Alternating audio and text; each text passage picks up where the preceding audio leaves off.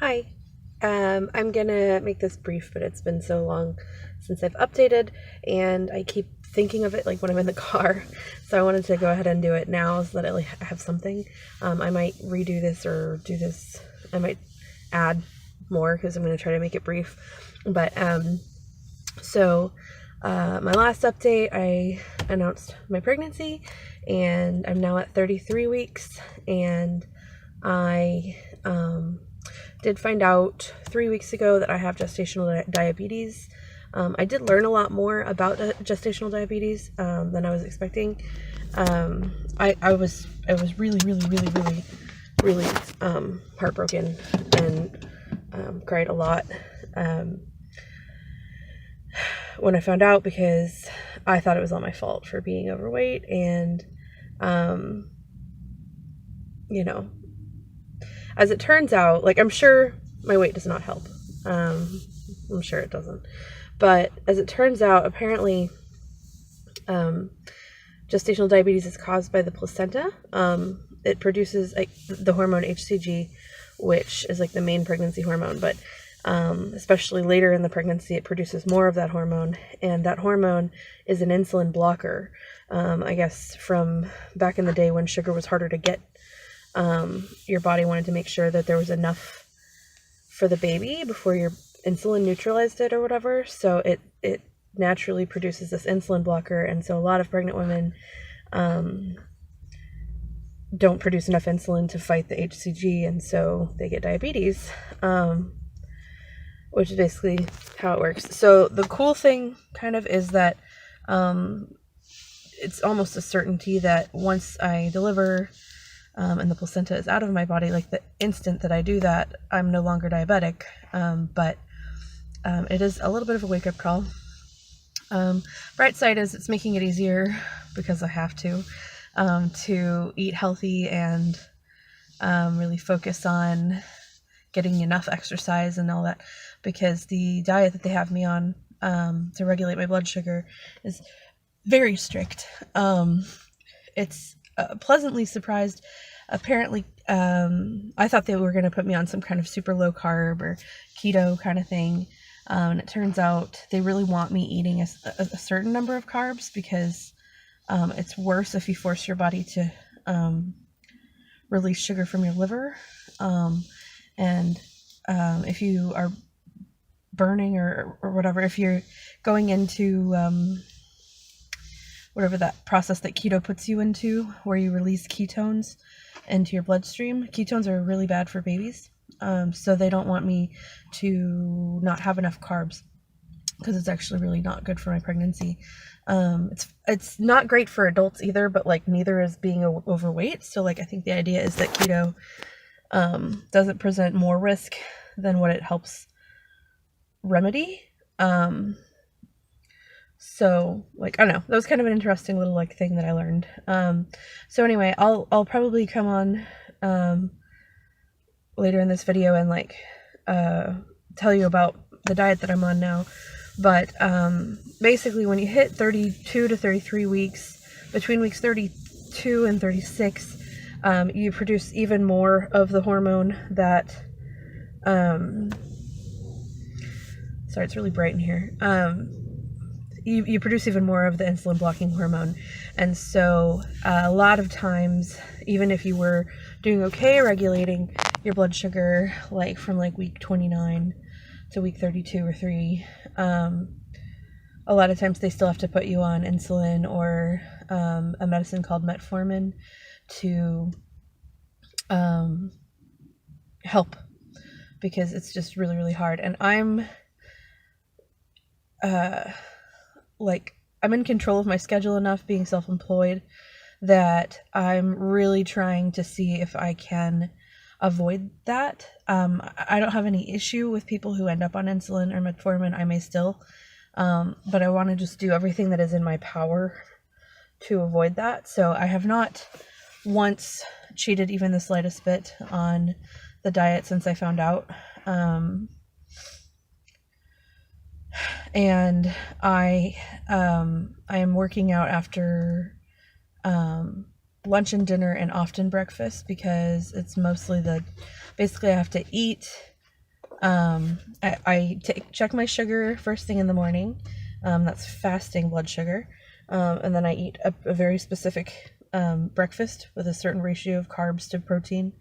And then 2 hours from my first bite of breakfast, I take my blood sugar again, and then I can have a snack, and then I can't eat my lunch until a minimum of 2 hours after my snack, or my snack might mess up the reading for lunch. And then I have a very specific proportion that I'm supposed to eat for lunch, and then 2 hours after my first bite of lunch, I take my sugar reading again, and then I can have a snack if I want to, and then again, same thing, same song for dinner, and then after dinner, I have one last snack in the evening. So I have to eat 6 times a day, minimum of 2 hours apart each time. I have to check my insulin 4 times a day. Check my blood sugar 4 times a day. So anyway, so I've realized that my body is really struggling, even on the diet. It's really struggling to process the sugar